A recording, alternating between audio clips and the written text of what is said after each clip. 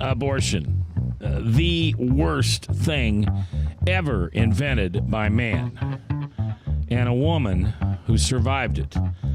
His or her story, along with Tim Overlin, today live on The View. Let's get it started. Let's get it started in here. Let's get it started. Let's get it started in here. Yeah. Let's get it started in here.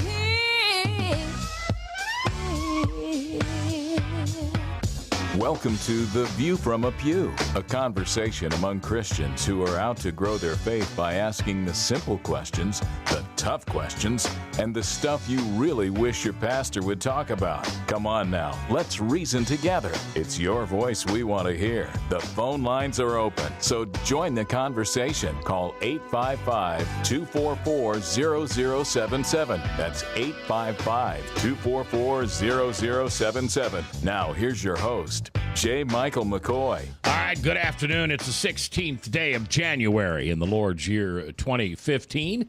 I'm J. Michael McCoy. You know, that is 10 times that I have not said 2014. That's pretty good. Yeah. Tim, have you writing checks this year? We try not to write checks, but I've caught myself once or twice. I haven't done it yet. We'll see. I'm sure I'll screw it up at some point. It's a Friday. Frank, the voice, is in the house. Ryan's producing. I'm J. Michael McCoy, and this is going to... You may not like me when we're done with this show. I get that all the time, Mac. It's okay. You know, there are very few topics that come from so down deep within me that I'm not always Christ-like. And the genocide of unborn babies is one of them. And after I get my guest on the air and we introduce everybody around, I'll tell you why that is. Because it isn't because of Jesus. A lot of people think that my pro-choice stance, yes, I said pro-choice, because every woman has a choice on whether she has unprotected sex. And I just had a whole bunch of women turn off the radio. And I'm sorry, but you do. Most of the time, I understand you do. But my pro-life stance does not come from Jesus, and I'll share with you in a minute where it comes from. Let's get on the phone. Juda Myers, Judamyers, from the great state of Texas. Juda, how are you? I'm doing fantastic and so glad to be here. How are you? I'm great. And Juda, I will admit, Juda and I had a phone conversation earlier today, and I can tell you that this baby's going to be on fire. Because in many ways, we share the same passions. But there are some areas when we disagree. And you're probably going to disagree with me, too. But I can only be true. And Juda, what qualifies you to talk about abortion, pro-life, the genocide of unborn babies, and things like that? What's your story that causes you to jump in this arena? Well, I want everybody to know, first off, I'm a human being just like anybody else. And second off, I was targeted for death simply because my mother was raped by 8 men. Oh. Targeted for death because a lot of people feel like the child and the mother should pay for the crime of the rapist. And my mother and I don't feel that way. Your mother and you don't feel that way. That's right, my mother. All right. And so your mother chose to not abort you. Not only did she not choose, she fought against her own mother and a doctor. Now, I was conceived in 1956, born in 1957, and we think that wasn't even a topic back then. But the doctor that she had actually was going to perform the abortion in the hospital. And he said, "Oh, I'll take care of it." And my mom, I guess that's where I get my strong will, she said, "You will not take care of it because it is my baby." Now, where did that come from? Was she a believer? Was she stubborn? Had she always wanted to have a little girl? Where did that come from? Because most women wouldn't say that, especially after going through the traumatic event of a multiple gangbang and rape. Well, let me tell you what most women have said, because I've talked to about 300 thus far. So I'd like to think of myself as hearing a whole lot more stories than the average Joe on the street. And of all of these women, I would say that probably 99% wanted their baby. But society talks bad about us. They say, oh, a woman couldn't possibly want to look at that thing, and you don't need to be an incubator for the rapist. And basically what they're doing is tearing down the woman, because really you don't walk up to a woman and say, tell me about the daddy first, and I'll tell you whether I'm happy about that baby bump. Mm-hmm. You just go up and you go, oh, when's your baby due? And you're thinking about it's her baby. But in the cases of rape, we exclude the mother, we attack the child, and God only knows where the rapist goes. And so in situations like the rape, whether it be incest or stranger rape, date rape, however you want to call it, the women realize most of the time on their own that baby is theirs. Some of them have told me that it was the only good thing that could have come out of a situation like that. The ones that aborted, I out of those 300-something people, I have talked to 12 who had abortions after rape. Of those 12, 10 were suicidal. I was going to say, I'll bet you they all regretted it. Of the 10, there were 2 who actually tried to commit suicide and failed. The 2 people who did not, quote, have regrets were just about a month away from their abortion. They were still saying it wasn't a baby. They were regurgitating everything that society had told them to say. You don't need to be an incubator. And I would suspect if you trace these girls, in the next 2 to 5 years, it's going to be a much different story. Juda Myers is my guest. You can befriend her on Facebook. J as in just. Thank you. I was thinking. I was trying to think of my military. What's J? We were just talking Jesus. We were just talking about J that. as in Jesus. U as in umbrella. D as in dog, and U as in umbrella again, and then M as in Mac. Y as in yellow. E as in elephant. R as in radio. And S, or is it S, Juda Meyer or Juda Myers? No, you said it correctly. There's an S on the end. All right, S is in Sam. There's no E in my. Right, that's where it's spelled differently. Mm-hmm. Yes, no me and my. Is your mother still living? She is not. She passed away in December of 2012. How much did you guys talk about this? We did talk a lot about it in the beginning. She really didn't want to talk a whole lot about it because her mother never believed her. In fact, probably the last year before she died, she was still crying, telling me that she wasn't believed even, before her mother died. And, in the beginning, she had thought that she was watching the 10 Commandments. And if anybody knows trauma, sometimes you get things that some of your memory isn't exactly right. She had gone to see the 10 Commandments 5 times during her pregnancy. And so she thought she had seen the 10 Commandments the night that she was raped. But somebody corrected that and said, if I was born on Valentine's Day, there's no way that she could have been raped when she said she was watching the 10 Commandments, because it didn't come out until October. So when I went up, I was really upset. So I went up to see her in Alabama, and I asked her about it as gently as I possibly could.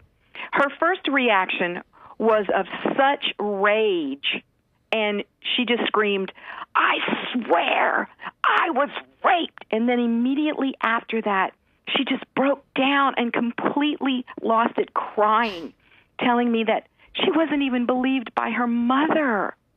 And so this is the same thing I've heard over and over and over. People don't believe the women.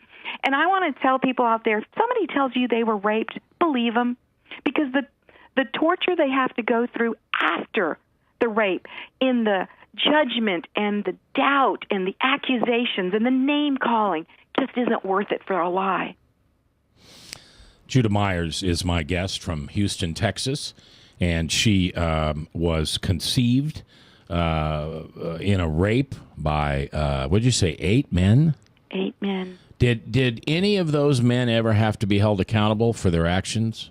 Well, another thing that's typical is that people don't report. So she did not report. She was a nanny in St. Louis, and she packed up her things and went back to her parents, didn't say a word until she realized she was pregnant at 3 months. Oh, so she basically just moved from St. Louis because she had been violently raped. And didn't want to say a word about it. And didn't know she was pregnant for 90 days later. Right. Frank, you got a question? Well, Judah, this is Frank, and I was also born in 1957, so I guess I can relate to you. We have a society in which radical feminism is teaching that basically childbearing is a burden. Yes. And that women can never be totally equal with men until they can shed that burden of childbearing. And so radical feminism is teaching that the woman is basically flying the independence flag over her womb. How do you make any headway in your cause when you have women who are fighting against you? Because the women that I personally deal with usually know that baby is theirs. For some reason, God has given them more insight. I hate to say it that way, but these women naturally know that baby was a gift. Now, for all those people who are saying, I'm saying rape was of God, God gives us free will, and we can do anything we want, and rape is one of them. God did not ordain that. He doesn't sanctify it.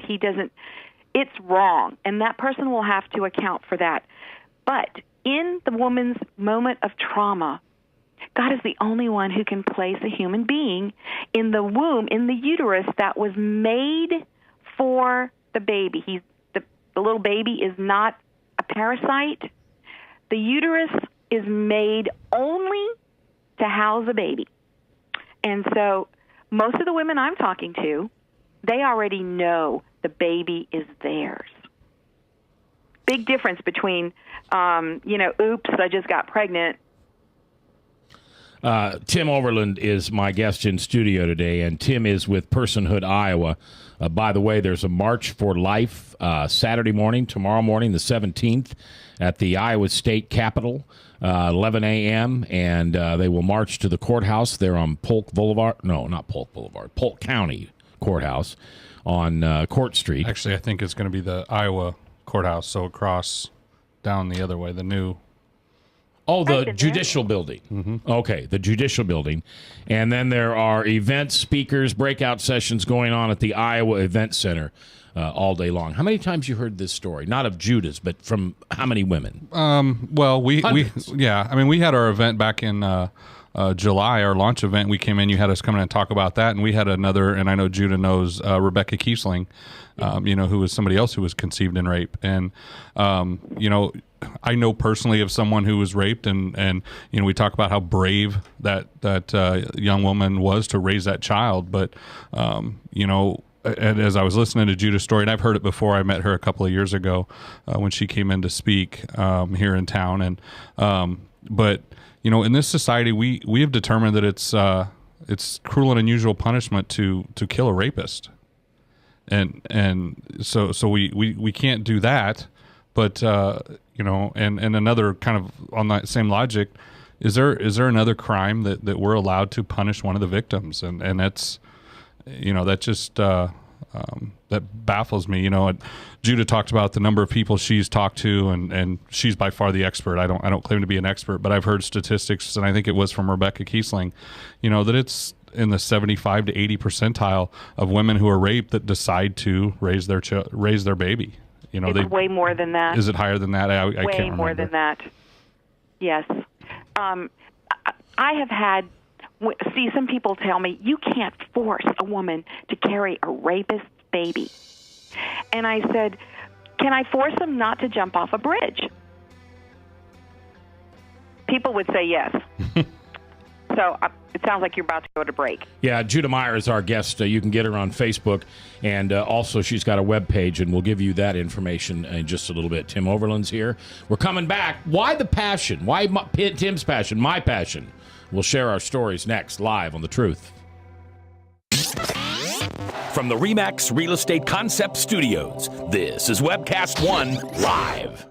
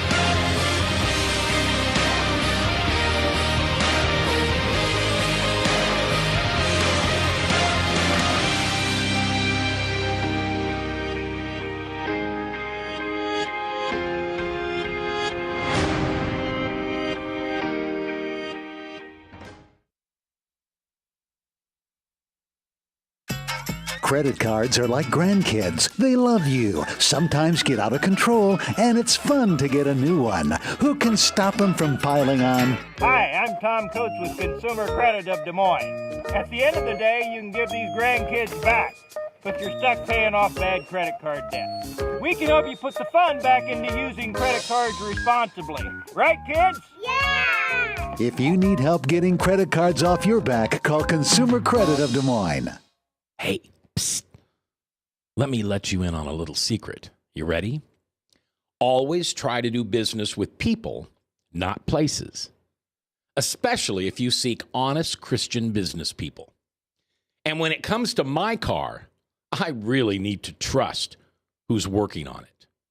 Now, my family is so blessed. A few years ago, we found a family-owned automobile repair shop that operates as a Christian business also. Open, honest, reliable, trustworthy. It's AMCO on Hickman Road in front of Kmart. And it's a family-owned Christian operating business. This family treats your car as if it was their car. Everything from oil changes to transmission repair and everything in between. So the next time you feel the need to be at peace with your choice of who you can trust with your car, give AMCO on Hickman a chance to serve you. And tell them Max sent you.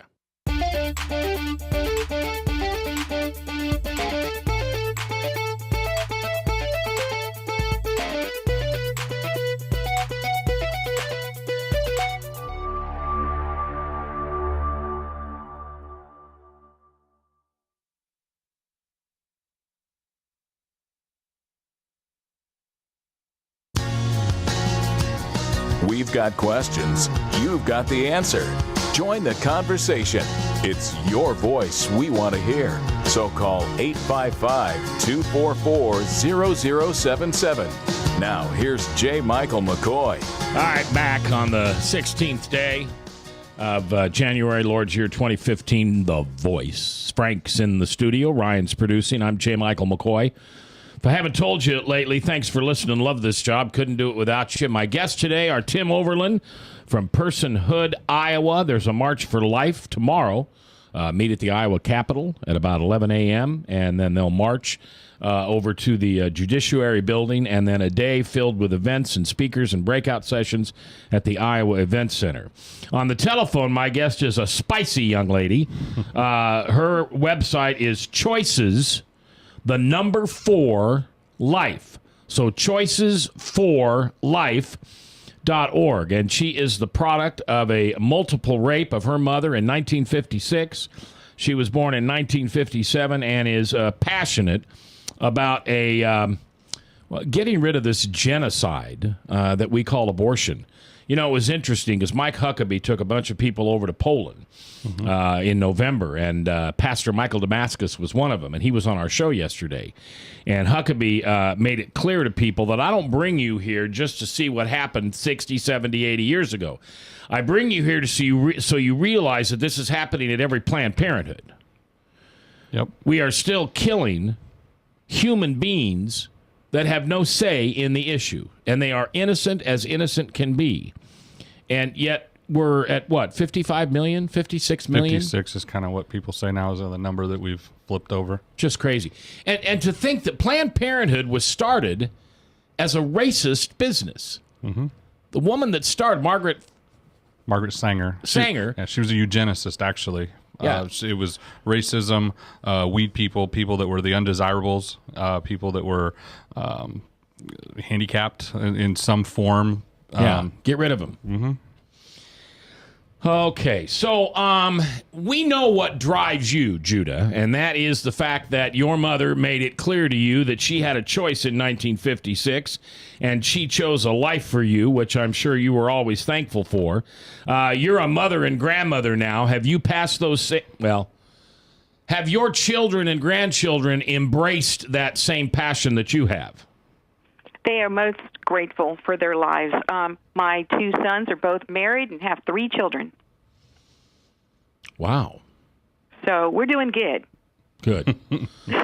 Where's your passion, Tim? Why are you so passionate about personhood and the right for life? You know, I've been thinking about this a lot. I'm getting ready to present at my church here in a week from this Sunday. I'll be presenting. So my pastor and I have been talking a lot about this. And, you know, I don't have any story, anything that would be, you know, along the line of Judah's or any of those folks, as far as I know. I've never been told that. You know, we lost my dad also in 2012, in August of 2012 to cancer. And I was going through a men's fraternity, men's study, and was was able to make some connections with him and talk about some things. And he was by no means a pro-life warrior. He was not really political at all or any of that kind of stuff. But I knew some stories, and where we were kind of reminded of these stories from his dad, from my grandpa, about dad kind of sticking up for the kid that couldn't stick up for himself. There was a handicapped kid in his high school, and dad was really quiet. Dad was one of those that when his temper went, he knew he was going to, but it never went. I saw it maybe 3 times in my life. And, you know, he put a kid against a school bus and said, "You quit picking on this kid." And, you know, so that's always kind of stuck with me. And I remember how he reacted when I spouted off to my mom when they were going through a divorce one time, and it pinned me against the wall. And so I think there's some of that sticking up for those that can't stick up for themselves. You know, I used to have all the arguments, and boy, I was righteously indignant on Facebook, and I could argue with you all day long and post all the stats and do all that stuff. And then when Dad died, you know, I started thinking about leaving a legacy of some sort, and what does that look like? And you know, he went through cancer, 4 years of cancer, was in hospice. Hospice is a phenomenal organization that came in for a year and moved in with my dad and stepmom, basically. And I started hearing a lot of the same terminologies in my arguments on Facebook on the end-of-life issues. And so that was really important. It's, you know, we've taught 2+ generations that if a life is inconvenient, or if they're going to suffer, or if there's something we don't desire, they're inconvenient, basically, we do away with them. And we're starting to use that same argument on the other end of life. Yeah. I got to tell you, and my audience knows this, Judah, you probably don't, but my 91-year-old mother-in-law, who's like a mother to me, was life-flighted to a hospital on Christmas Eve and is still there these 21 days later. And every time a test comes back and the blood sugars aren't right, or the kidney figures aren't right, or she's not swallowing good enough, or she's in a lot of pain, one of those nurses will say, "Well, you know, maybe it's time to just get her comfortable and let her go on her own. And we do have hospice, and we can call hospice." And I don't know how many times my wife and her fiery sisters have fired a nurse. Mm-hmm. I can tell you they're on their second doctor because their deal is no. Well, this is 2015. We are going to do everything within our power to save our mother. We're not going to let her go. Mm-hmm. It's in God's hands when he wants her to go, and he gave us doctors and medicine and technology. And that drives me just as crazy. Now, you said something interesting, Tim. You said that your dad was in hospice for 1 year. Mm-hmm. Now, I'm going to get political for just a little second. Do you know under Obamacare, they can no longer be in hospice for more than 90 days?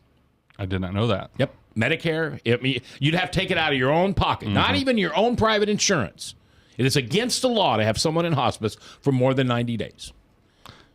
Yeah. And it's not a surprise, considering the source. But we've got a culture of death, and like I said, for 42 years now, we've pounded that in, and we've removed any responsibility from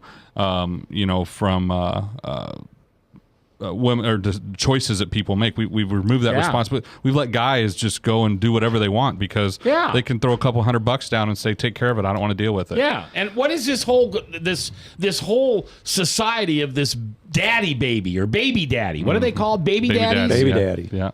We call them fathers. Yeah. Well. I think there's more meaning to that word. There should be more. They need to earn that title. But yeah, we're not holding our guys accountable. Well, and Judah, you've never heard my story, and I'll tell it very briefly. Here's why I'm passionate, and it doesn't have anything to do with Jesus. I was conceived by a married professor and a 17-year-old freshman in college. When my biological mother heard that her daughter was pregnant, she whisked her out of college. This was 1958. Whisked her out of college and put her in a home for unwed mothers in Omaha, Nebraska, called Child Savings. I used to think that my crib was a safety deposit box. I really did. Think of a piggy bank or something. Yeah.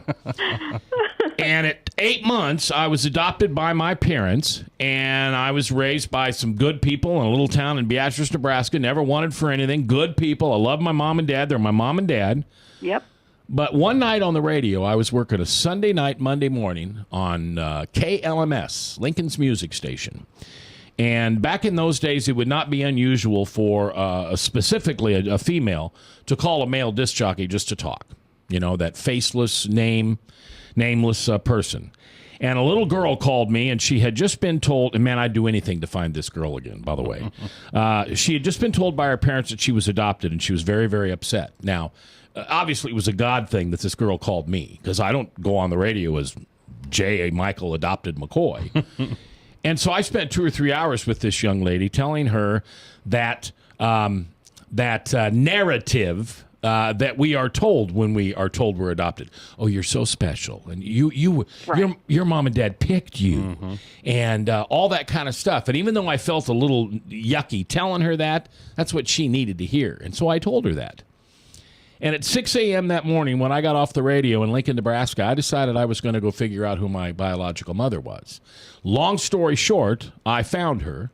We met, and to this day, we have an excellent relationship. Wow. I talk to her, 2-3 times a week. She's grandma to the kids. We visit each other, and she's also that nurturing point for me that I can call up as an unrelenting little boy, even at age 55, that unrelenting little boy that just needs his mother's voice. The long story is incredible, and I'll be glad to share that with you sometime. Well, my mother told me that if Roe versus Wade had been legal in 1958, I wouldn't be here. Mm-hmm. But her mother would not do something illegal, my biological grandmother. My mother wanted her to do that. She wanted to have an abortion. But my mother wouldn't let it happen, or my grandmother wouldn't let it happen, put it in the home for unwed mothers. So I'm here today because abortion wasn't legal. Because of the law of the land. Love that. Rebecca Kiesling has a very similar story. Her mother tried to get an abortion like 3 times, I believe. Yeah. And because of the laws of the state of Michigan, she's with us. So some people say, oh, your mom was so brave. And in some cases, mom wasn't necessarily very brave. It was because of the rule of law that some of those children, from your generation, Mac, are here. Yeah. And the fact is that your mother probably is grateful that her mother stopped her from having an abortion.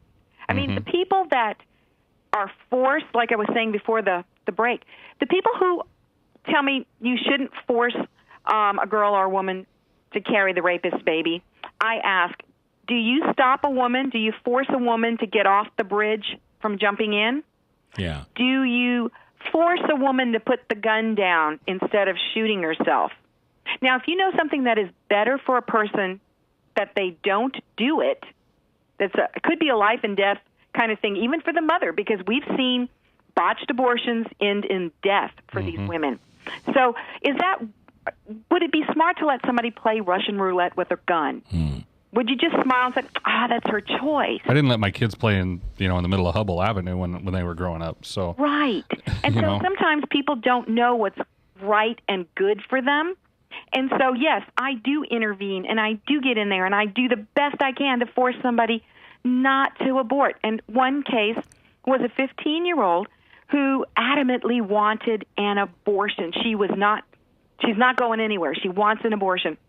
I did everything I could in my flesh. I cried. I begged. So professional. I just did everything I, in my own little pea brain, thought I could do. And then God dropped something into my mind.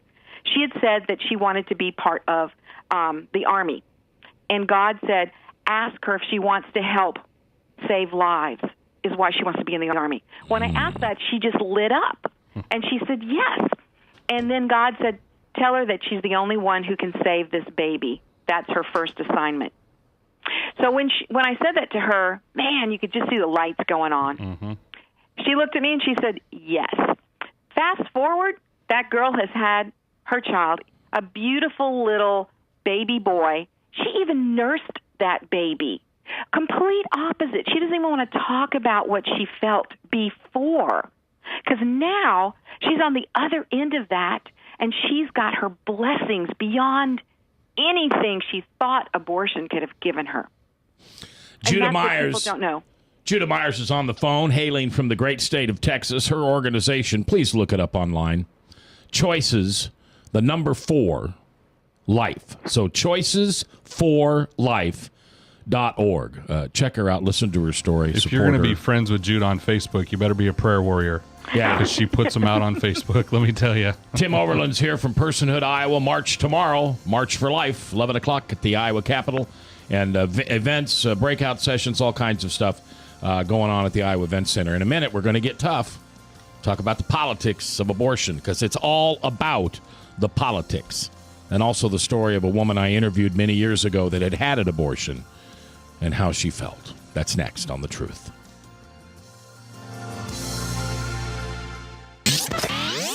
From the RE/MAX Real Estate Concept Studios, this is Webcast 1 Live.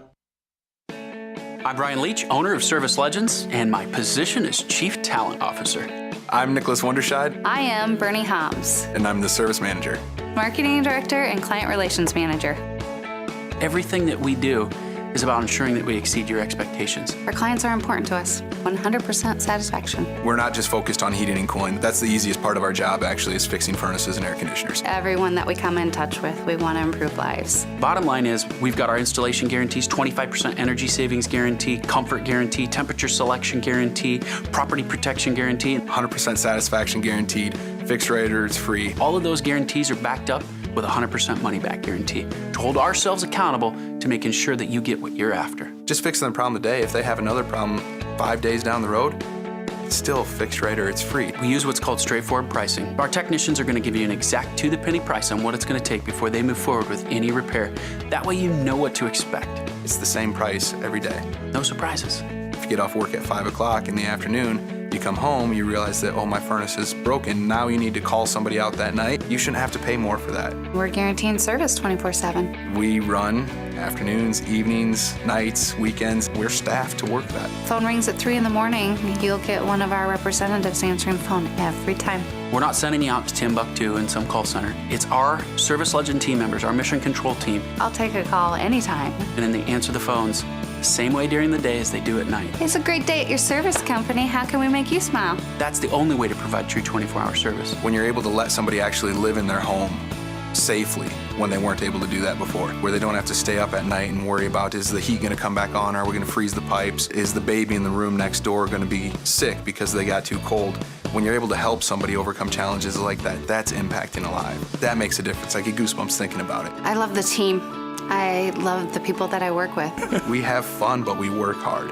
I call them my ambassadors of legendary service. If you could just envision what that is, that's who we're sending to your home. They literally will call in, pick up the phone and call and say, hey, I want to talk to your manager. And I get on the phone, they're like, that technician that was at my house was the greatest technician ever. That's cool to me. We want to brighten people's days. Every person that we have going into the house has gone through an extensive background check. Drug testing, we have a very thorough interview process that 1 out of 140 people make it through. If we promise you something, that's what you're going to get, no matter what. We're here when you need us to protect the safety and comfort of your family. If you're not happy, we're going to make it right. If we're willing to put 100% money back guarantee on what we do, what type of work do you think we do? Give us a call. We're there for you 24/7, 365 days a year. Enough said.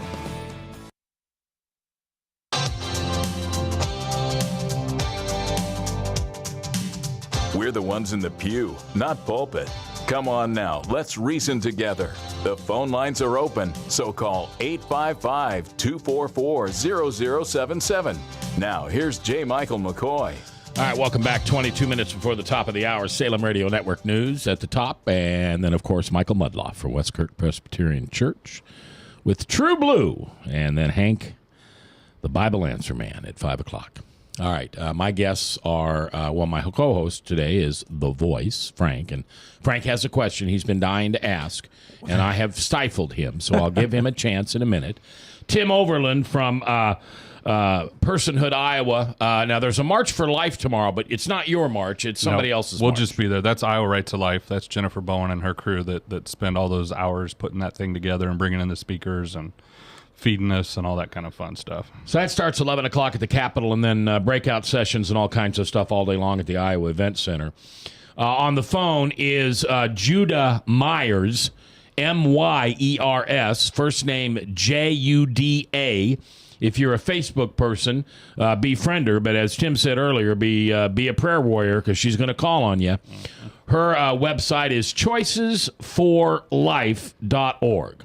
All right, Frank, your comment. Well, there's two streams of thought in this by conservatives. One stream of thought is the personhood amendments, the whole enchilada.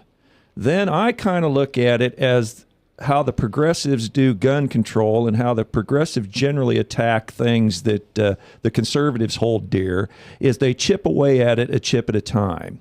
Now, just about everywhere that personhood has been tried in the last couple of elections, it's been shot down, even in some relatively conservative states like Mississippi.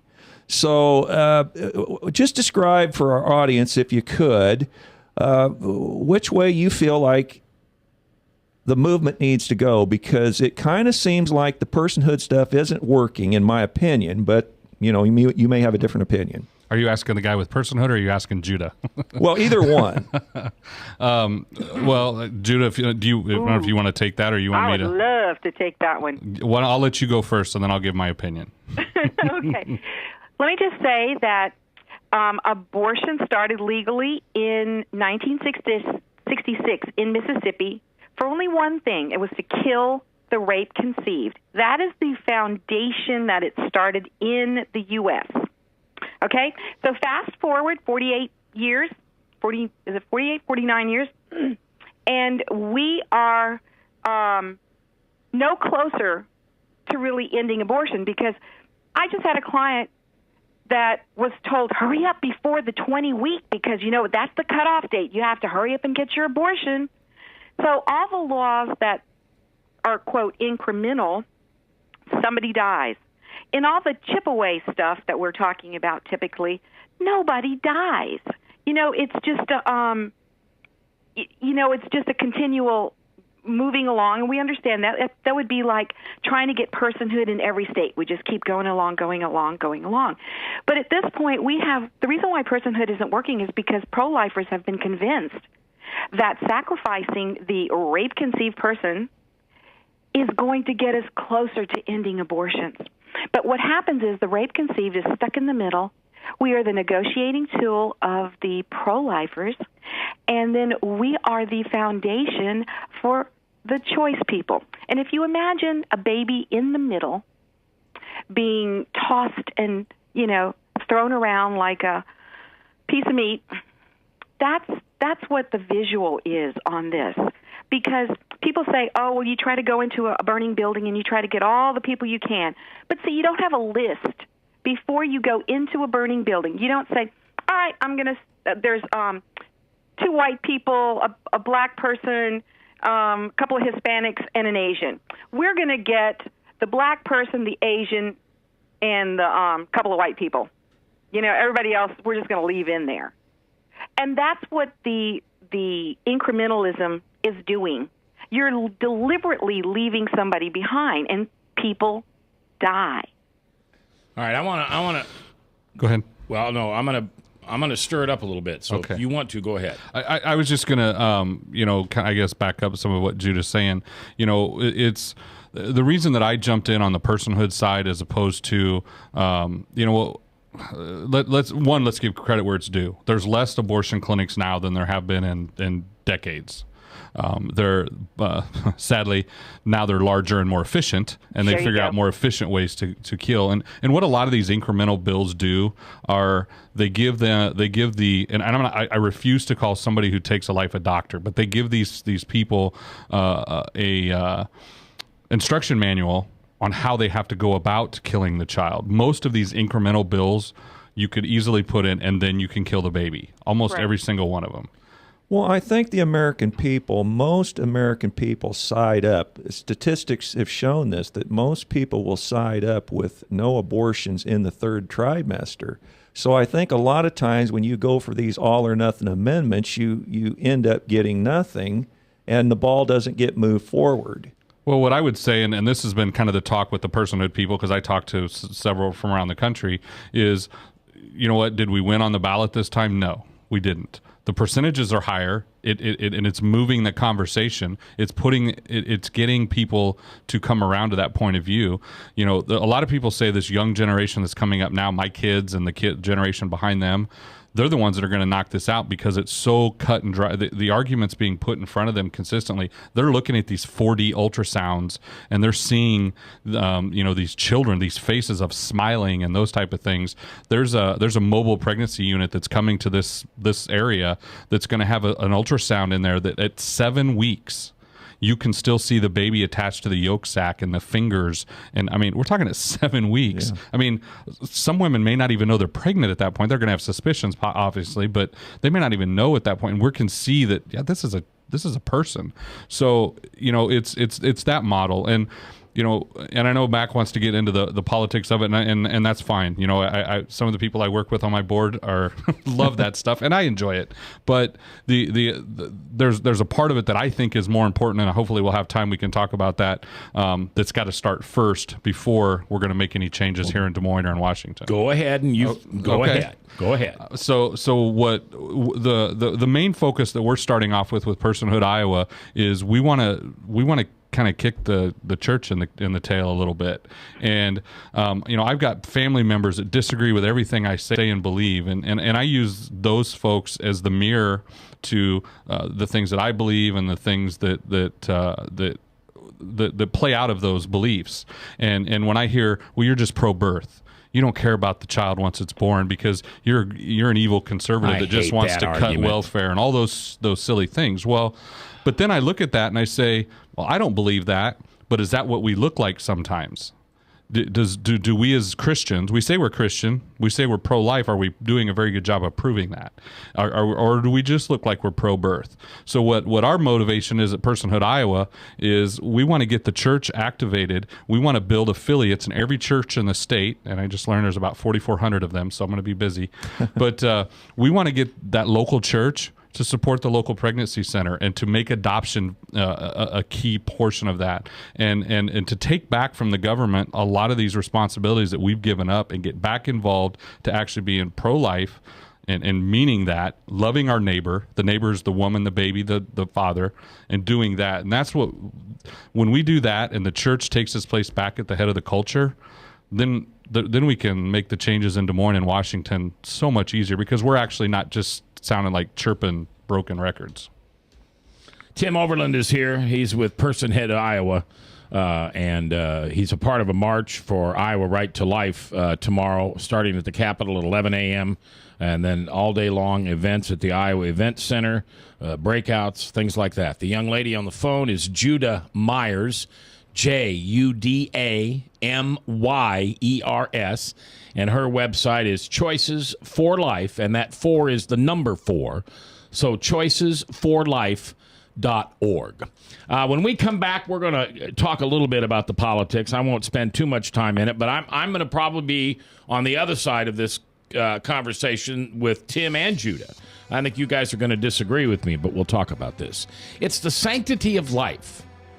It's when do we really, really get to the brass knuckles of everything and we put our money where our mouth is. We put our souls, our salvation, where our mouth is. How important is it to save a life? We'll talk about that when we come back live on The Truth.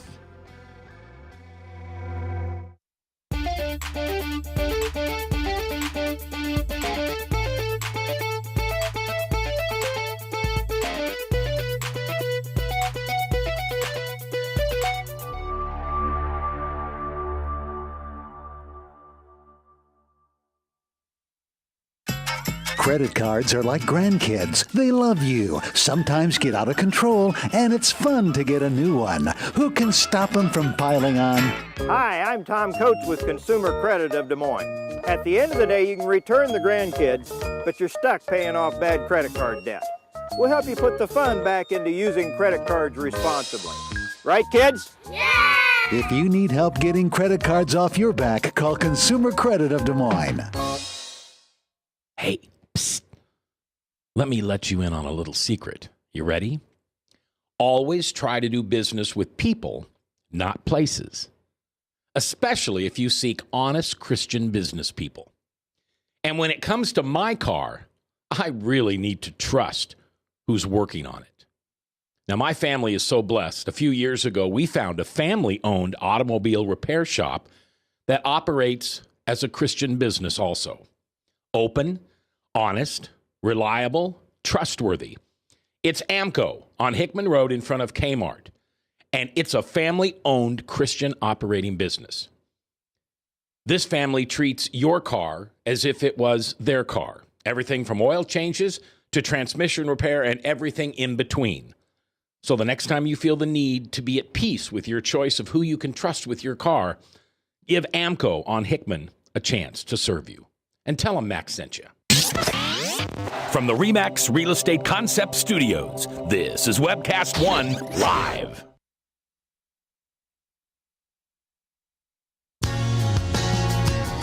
We've got questions. You've got the answer. Join the conversation. It's your voice we want to hear. So call 855-244-0077. Now, here's J. Michael McCoy. All right, 10 before the top of the hour, Salem Radio Network News. And then at 4:03, it's True Blue with Michael Mudloff from Westkirk Presbyterian. All right. On the phone is a fiery young lady. I think if this young lady lived and I in the same town, we'd have multiple conversations many times over and over. I like this lady, Juda, Juda, last name Myers, Myers. She doesn't have a lot of room for friends on Facebook because she's almost packed out, but she did say that they have a Choices for Life Facebook page. So it's choices with the number 4, life.org, and there's also a Facebook page. Tim Overlin is here from Personhood, Iowa. All right, Judah, I'm going to direct this at you first. Okay.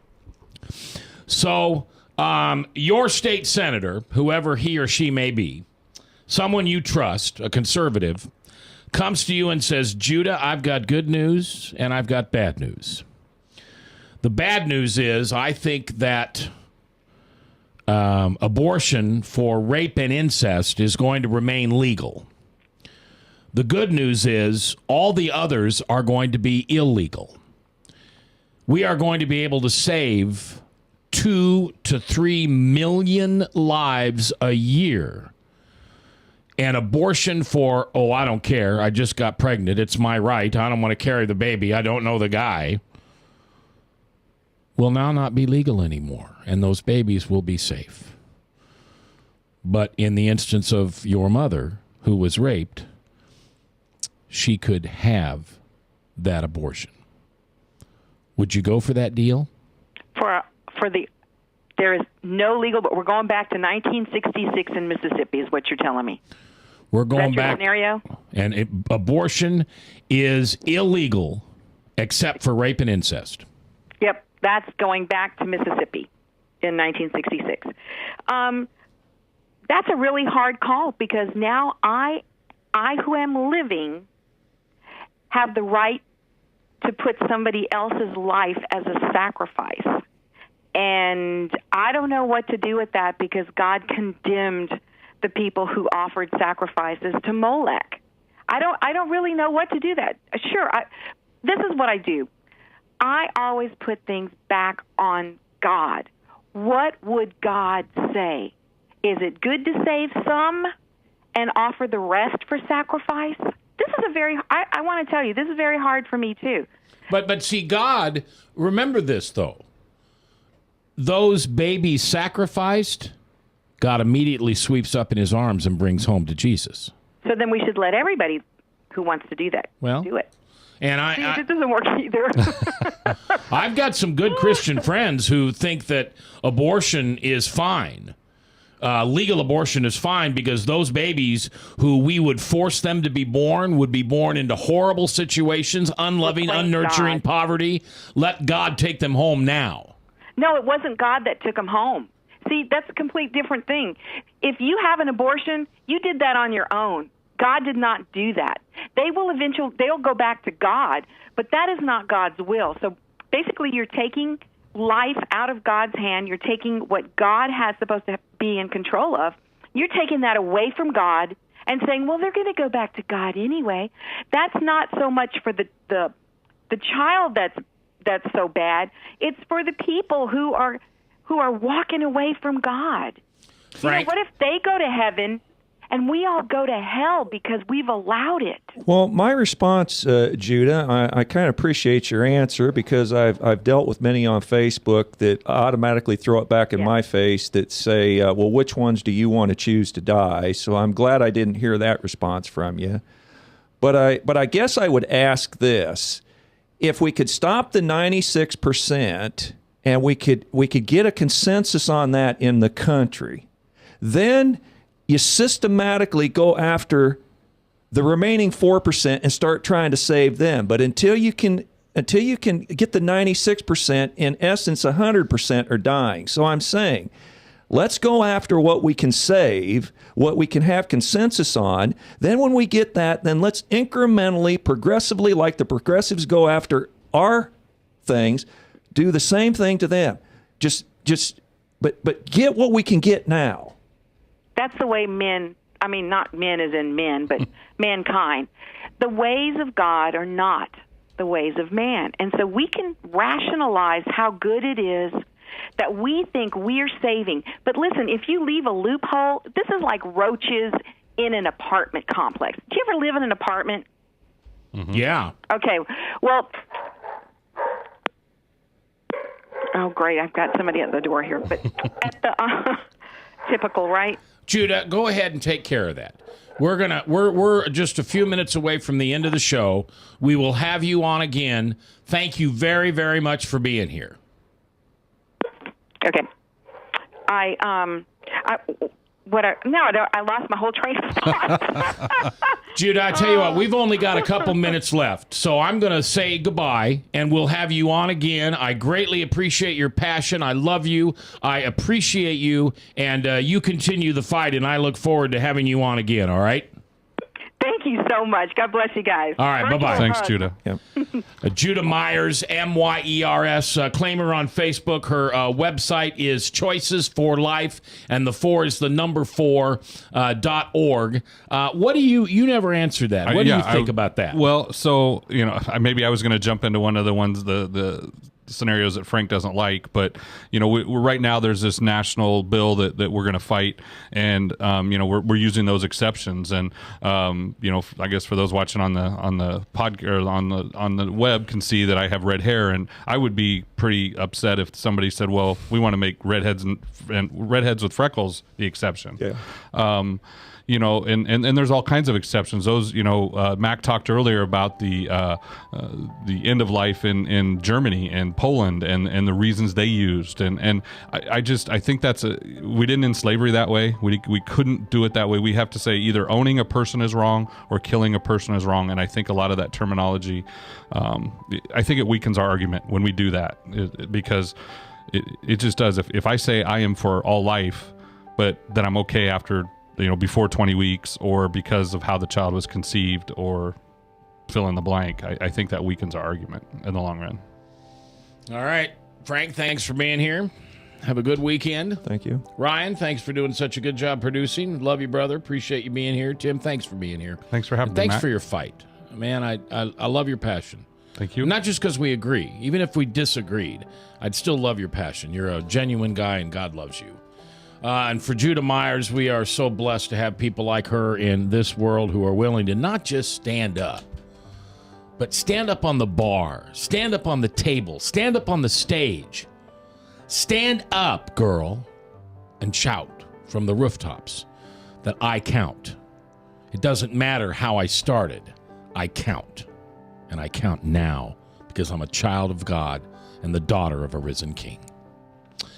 I'm J. Michael McCoy. If I haven't told you lately, thanks for listening. Love this job. Couldn't do it without you. Tonight, repent and give forgiveness. Someone you have a resentment against, drop to your knees tonight and forgive them. And it's the greatest gift you'll ever give to yourself. Have a great weekend.